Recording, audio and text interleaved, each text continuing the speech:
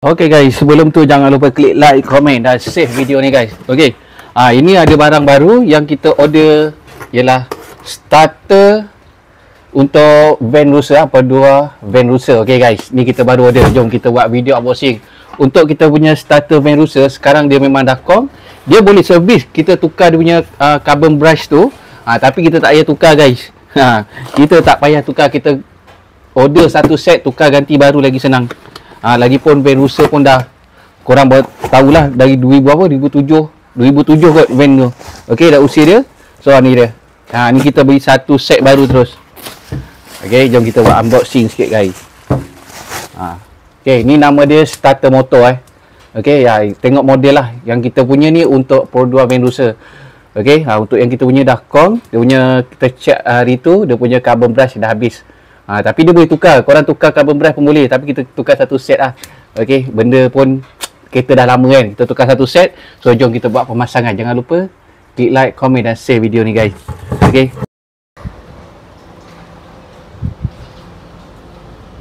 Okay guys. Ni sekarang kita dah buka kita punya cover engine ya.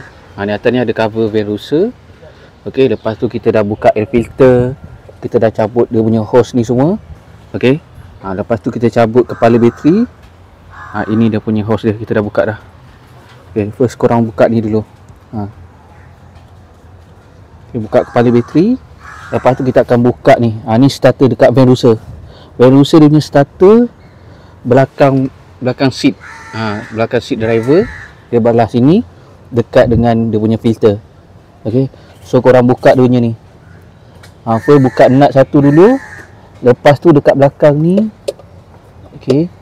Dekat belakang ni ada punya wire lagi satu. Wire kecil dia. Ni korang kena buka nut ni.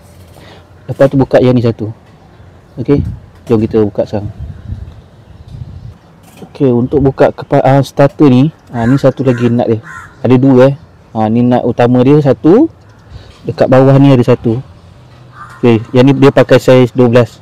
Jom kita buka sekarang.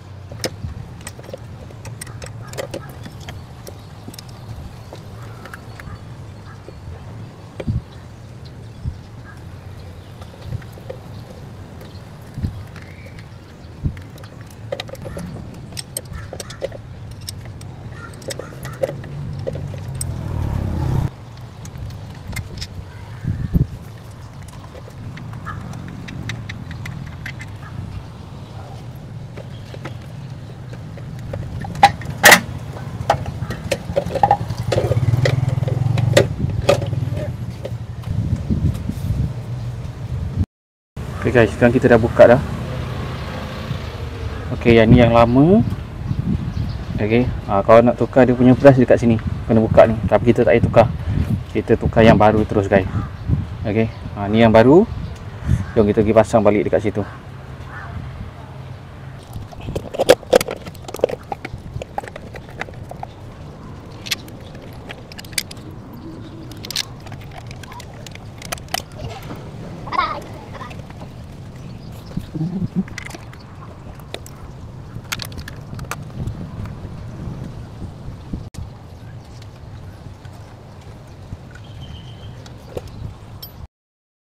Ok guys, sekarang kita nak buka yang nut ni.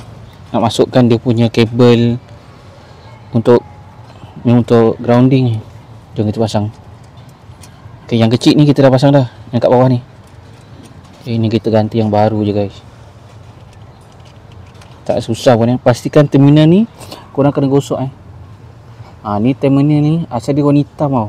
Tapi kita dah gosok supaya current dia lebih laju lagi. Okay, kita masukkan nut. Okay, lepas kita check lagi. Okay, kita sekat yang kat begini dulu.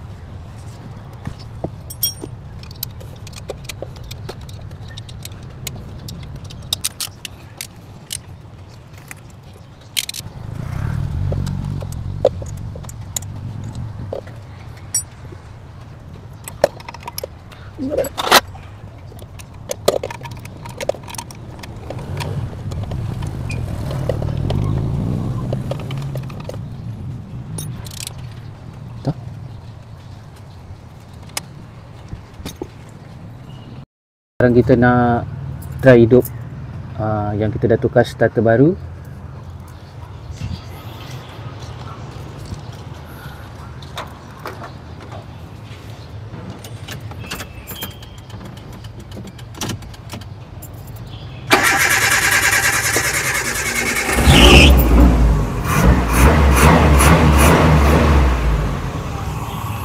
Ok guys, sekarang enjin dah hidup